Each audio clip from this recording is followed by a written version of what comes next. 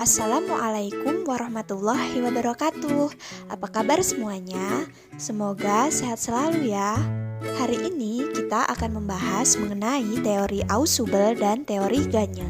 Sebelumnya, kami akan memperkenalkan diri terlebih dahulu.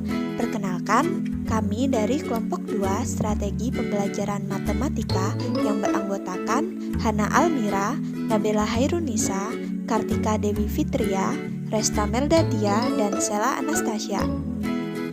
Nah, baiklah, mari kita masuk ke materi yang pertama. Nah, untuk materi yang pertama yaitu mengenai teori Ausubel. Ausubel sendiri dikenal dengan teori belajar bermaknanya. Menurutnya, bahan pelajaran yang dipelajari haruslah memiliki makna, yang artinya bahan pelajaran itu harus cocok dengan kemampuan siswa dan harus relevan dengan struktur kognitif yang dimiliki oleh siswa tersebut.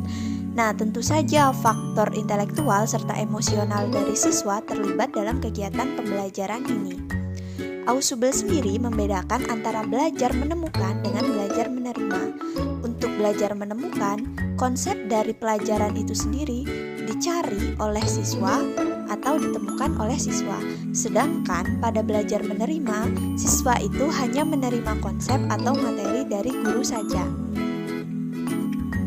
Ausubel juga membedakan antara belajar menghafal atau rote learning dengan belajar bermakna atau meaningful learning. Nah, pada belajar menghafal, siswa diminta menghafalkan materi yang sudah diperolehnya.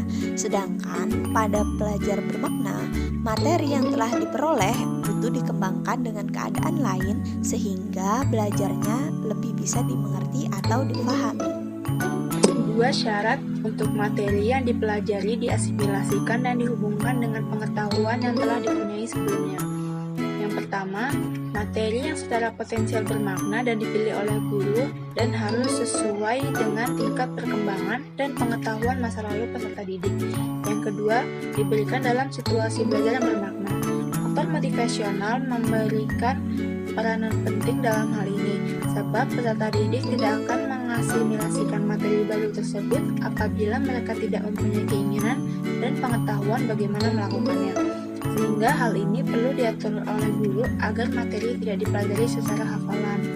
Faktor-faktor utama yang mempengaruhi belajar bermakna menurut Ausubel adalah struktur kognitif yang ada, stabilitas, dan kejelasan pengetahuan dalam suatu bidang studi tertentu dan pada waktu tertentu.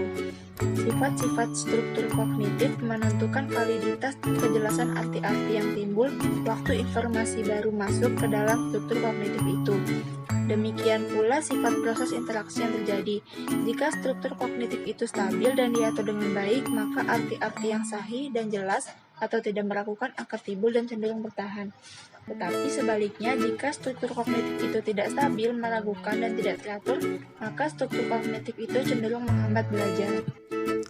Teori berikutnya yaitu teori Gagne. Menurut Gagne, dalam belajar matematika ada dua objek yang diperoleh oleh siswa, yaitu objek langsung dan objek tak langsung. Objek langsung meliputi fakta, keterampilan, konsep, dan prinsip. Sedangkan objek tak langsung meliputi kemampuan menyelidiki dan memecahkan masalah, belajar mandiri, berpikir positif terhadap matematika, dan yang terakhir ketekunan dan ketelitian. Yang pertama, fakta.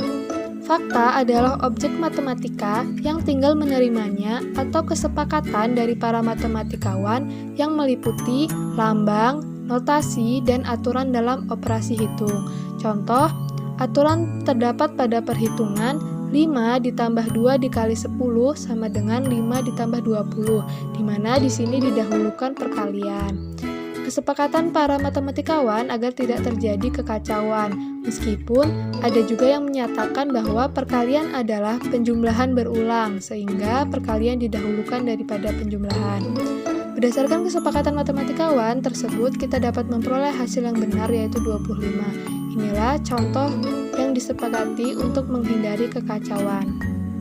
Di Indonesia dan di beberapa negara lainnya, lambang 7 digunakan untuk menyatakan banyaknya sesuatu, merupakan contoh dan fakta. Namun, di beberapa negara lain, mereka menggunakan notasi lain yang sudah mereka sepakati sendiri, seperti di negara Arab digunakan G. Begitu juga lambang tambah, kurang, ataupun kali untuk operasi penjumlahan, pengurangan, ataupun perkalian. Istilah atau nama pada matematika juga merupakan contoh dari suatu fakta. Istilah atau nama persegi untuk bangun datar yang keempat sisinya sama panjang dan keempat sudutnya siku-siku merupakan contoh fakta yang sudah disepakati dan harus diikuti. Seorang siswa dinyatakan telah menguasai fakta jika ia dapat menuliskan fakta tersebut dan menggunakannya secara benar. Cara mengajarkan fakta adalah dengan menghafal, drill, ataupun peragaan yang berulang-ulang. Namun, untuk lebih memudahkan siswanya, ada guru yang mengaitkan angka untuk bilangan 1 dengan tongkat dan mengaitkan angka untuk bilangan 4 dengan kursi terbalik. Ini merupakan usaha fasilitasi oleh guru yang perlu dihargai. Yang kedua yaitu keterampilan. Keterampilan adalah kemampuan untuk menggunakan prosedur atau langkah-langkah untuk menyelesaikan suatu soal dengan tepat dan cepat. Misalnya melakukan pembagian bilangan yang cukup besar dengan bagi kurung, menjumlahkan pecahan, dan melukis sumbu sebuah ruas garis.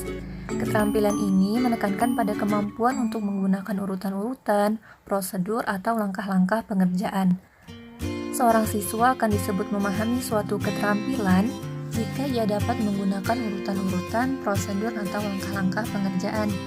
Contohnya, untuk menentukan hasil dari operasi 1/2 ditambah 2/3, maka ada langkah-langkah atau prosedur yang dilakukan, seperti menyamakan penyebutnya, lalu menambah pembilangnya, dan kemudian menyederhanakannya, sehingga didapat 3/6 ditambah 4/6 sama dengan 7/6 sama dengan 1/6. Yang ketiga, konsep ide abstrak yang memungkinkan kita dapat mengelompokkan objek ke dalam contoh dan non-contoh. Misalnya, konsep budir sangkar, bilangan prima, himpunan, dan vektor. Contohnya, seorang siswa disebut telah menguasai konsep belah ketupat jika ia telah dapat menentukan bangun-bangun datar yang termasuk belah ketupat dan yang bukan belah ketupat. Nah, untuk sampai ke tingkat tersebut, para siswa harus dapat mengenali atribut atau sifat-sifat khusus dari belah ketupat. Sekian video dari kelompok kami. Terima kasih. Wassalamualaikum warahmatullahi wabarakatuh.